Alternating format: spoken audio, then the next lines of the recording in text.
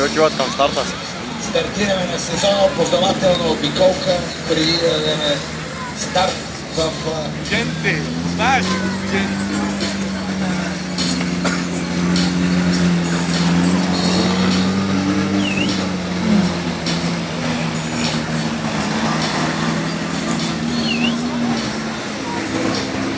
Преди да дадем старт в класовете трофи стандартен или трофи модифициран, да припомним още веднъж, че вчера и днес, 8-9 април, Те се возят от тане.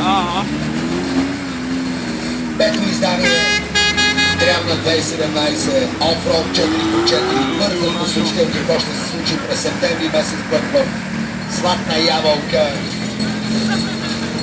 където днеска декларират организаторите в Златна ябълка моето присъствие за коментар и съпорт на мероприятието от републиканския шампионат по мотокрос в Златна ябълка.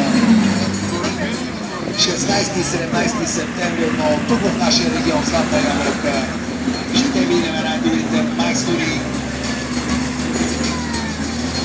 които ще премерят сили на трасето в Златна ябълка. 16 и 17 Тери Джорджи много ще бъде ваш. Много приятели трябва Те са двемници. То се в Моне. гости от цяла България са тук в петото издание Offroad Варна. Варна, много силно присъствие Варна. Плевен, Ботевград, Отгоре няма го пускат. Бургас, Русе, Кърджали, Стара Загора, Елин, Стария руски звяр.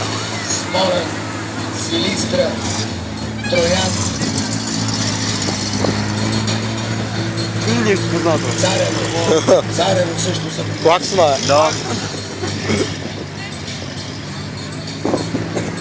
Аз ако съм чукваш да Днес карам, Мичо Празников много не позна. Каза 20 градуса, няма ги.